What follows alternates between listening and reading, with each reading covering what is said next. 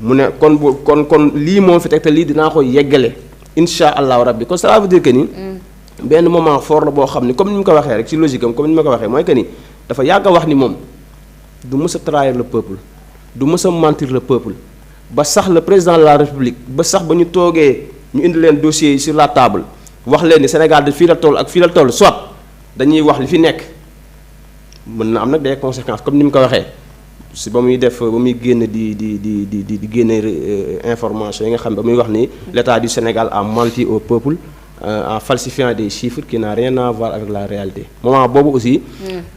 li ko waral mooy dañoo toog moom ak le président de la République ak d'autres collaborateurs comme des économistes comme El Amin Lo le ministre de l'économie ñu toog ñu lenn mooy mën a am la situation est chaotique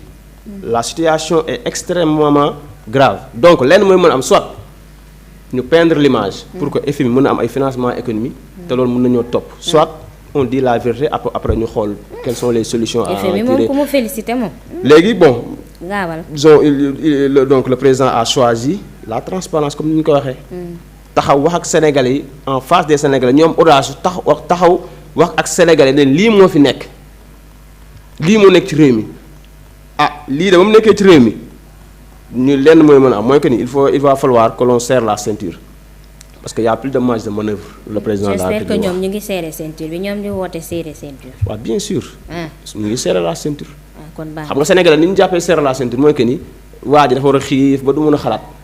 wala dafa war a mar ba du mën a xalaat wala day sol ay yére yoo xam ba du mën a xalaat kon loolu aussi moom mooy serré la ceinture non loolu serré la ceinture mooy liggéey di xëy 8 heures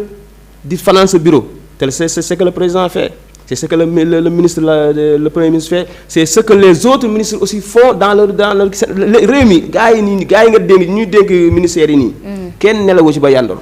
ñoom ñëpp dañoo nekk sous pression parce que xam nañ enjeu Sénégal fu mu toll yooni yàkkamti la noonu la demee nag moo tax mooy ñu ngi ci. donc moment la boo xam ne aussi Italie. def na fa benn toj na Italie daal en quelque sorte. da ko rajaxe daal. alors ñu ñëw ci Moustapha la même question dem Ousmane Sonko au niveau de Milan ba woote foofu wone fa plan de redressement économique social woote leen tamit ñu ñëw jàpp bu baax Sénégal ndax ñu mën koo liggéey yow it ban jàngat nga ci am. ok man j'ai une approche un peu différente mais je suis dans la même lancée que ñoom man j'insiste sur le fait que c'est une réalité boo xam ne Sénégal mënu ko ndax saay mooy diaspora bi dafa am solo ci dëkk bi te loolu commencé wul tey commencé wul démb commencé wul bërki démb tous les présidents qui ont été ici ont misé sur la diaspora mais qu'est-ce qu'ils ont vraiment fait pour la diaspora au point que diaspora bi xam ne dëkk bi seen place la. Une très bonne ça c'est des manquements yu ñeneen ñi am bien que nag en politique et Sénégal aussi en matière d'avancement bari na ay réalisations yu am solo yu ñu def dans tous les domaines mais xam nga ki nga xam ne ci da nga am ci moom yaakaar il faut savoir le protéger un Sénégalais de l'extérieur qui travaille ak lu mu am da ko indi ci këram rien que le fait de déstabiliser sa famille coono la bu muy teggil ay nguuram le fait de pouvoir avoir les moyens de mettre leurs enfants sur des conditions d'éducation de formation professionnelle adéquate coono la bu muy teggil suñu système parce que kooku tey bu amuloon loolu day dem nekk sur le système scolaire na normal xam nga ak d'autres acquis yoo xam ne ñoom ñi ngi koy apporter PIB bi ñuy représenter Sénégal ci jënd ci jaay réalité la boo xam ne Sénégal mënu ko nax saay poids économique bi ñu am parce que la plupart des Sénégalais de l'extérieur ont des affaires ont des business ñi bi nañ fi ay boutiques ñu bi nañ ay magasins ñu bi nañ dañuy def ay import export bi c'est-à-dire ils sont dans le commerce ils font partie de ces investisseurs sénégalais qui pèsent quelque chose boo demee ci tool yi la plupart du temps am na ñi koy yor ñi nga xam ne ñoo nekk ci ginnaaw di koy investir à l'international lañ nekk parce que ils ont des moyens qu'ils veulent investir au sein de leur pays immobilier dañ ci bëri ay apport pour moi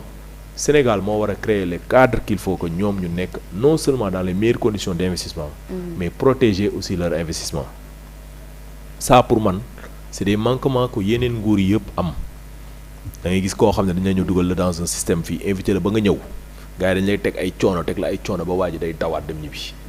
alors que fa mu nekk du dëkkam sax foofu la gën a am jàmm ko fii wala nga ñëw tes propres amis tes propres parents ñooy jël sa xaalis nax saay ko yow da ngay perte c'est-à-dire c'est des choses yoo xam ne dañ leen ci war a protéger dañ leen di protéger ñu trouver leen ay canaux yoo xam ne où leur argent est bien protégé am na nag yu fi am est-ce que adéquat na ak ñoom loolu ñoom ñoo ci mën a wax lu bëri. mais cas yi bëri na da ngay dem tribunal dafay bëri cas yu bëri yoo xam ne ay abus de confiance ay nit yu nekk cas ainsi de suite yooyu ñoo fi am da ngay koy gis tout le temps da ngay dégg da ngay dégg cas yu mel noonu dañ la koy jouer ay théâtre c'est-à-dire y a des trucs comme ma ne da ngay dégg écho yi dans les faits divers tu te rends compte que ñoom dañu bëri ay problèmes sans compter yi ñuy dund à l'international. donc le fait de les inviter à venir loolu beesul. que ce soit Sonko moo ko def wala keneen pour man c'est pas le plus important loolu c'est normal. parce que politique gu dëkk bi moo woote ñun waa dëkk bi nañ ko defaral suñu bopp. avant mooy li ma doon wax la dernière fois sama dernier plateau fii mooy avant bu président yi daan dem waa dëkk boobu ñooy commencé ngay dégg enveloppe yi di wadd ñu naan def nañ fii ay milliards dugal nañ benn agence milliards def nañ ay affaire aujourd'hui ñoom Sonko bëgguñu façon boobu parce que façon boobu mooy après ñoom dafa am lu ñuy xaar ci ginnaaw loo xam ne ci kaw du siiw bu ñu dugalee milliards yooyu am na lu ñuy xaar est-ce que avant arrangé na dëkk bi ça nous a rien apporté ba tey essayons autre chose ñoom bi ñu proposé mooy ñun nañ jël suñu propre moyen li ñu am suñu dërëm ak suñu ñaar dërëm dañ ko defaree suñu dëkk ba nga xam ne du ñu ameel kenn bor léegi luy am ay avantage mu dal ci ñoom baax na pour man approche bu bien la et puis c'est nouveau on verra ce que ça va porter parce que mënoo wax baaxul te defagoo ko mais kii indi dërëmam indi ñaar dërëmam kii indi million am ñoom ñëpp dañ leen war a protéger comment on va les protéger ce sont ces cadres là qui manquent un peu au Sénégal si on en a il faudrait faire de telle sorte que ñoom ñu nekk au courant de ces dispositifs qui sont bien venez investir il y a tout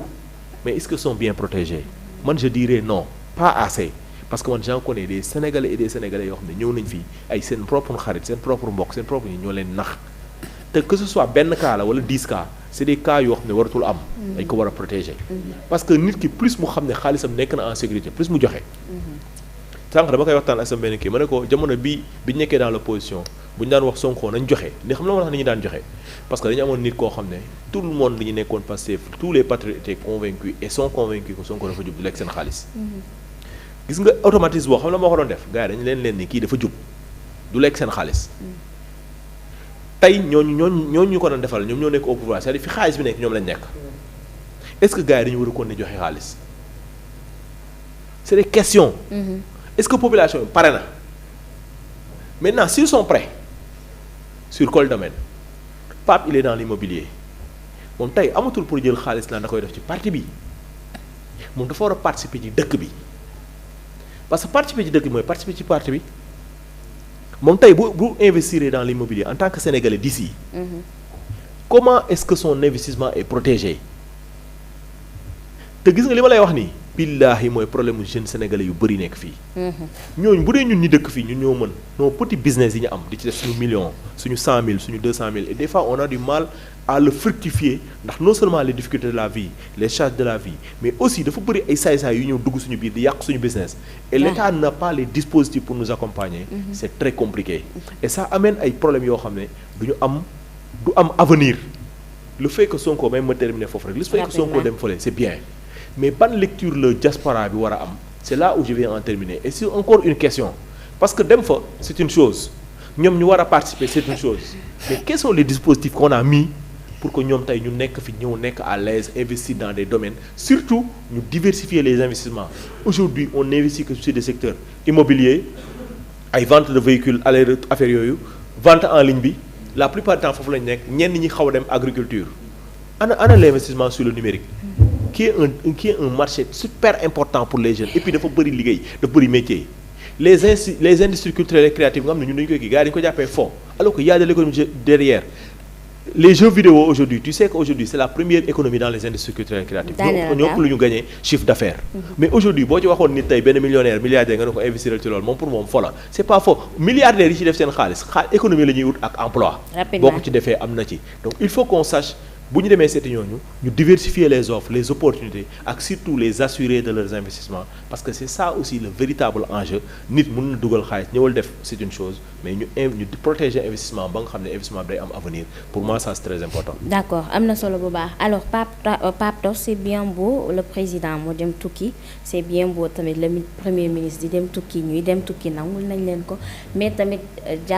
jàppoo ne tukki bi peut-être les Sénégalais attendent beaucoup plus boo xamante ne au moins dina indi grand apport pour la population sénégalaise à chaque fois dañ leen di gis ñuy tukki mais tukki bi nag jàppoo ni instant bi dafa war a doon tukki boo xamante ne vraiment peut-être si ki ngay dem c'est donnant lay doon nga indi dara sa dëkk. effectivement ndax loolu la ñuy xaar ci ñoom. ouais, est-ce que du loolu lañ def parce que boo nee population li ngay xaar ci ñoom population la ñuy fekki la différence c'est que ñii dañoo nekk à l'intérieur ñii à l'extérieur. Je rejoins ce que Moustapha a dit et puis c'est important mais le fait d'investir li nga wax c'est bien beau tukki mais je pense que ni il était parti pour moi en tant que négociateur il était parti en tant que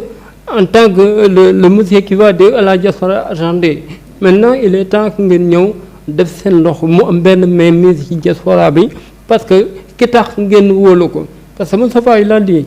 papa kii na ko xaw na ko brosser muy moi je dis que ni on peut être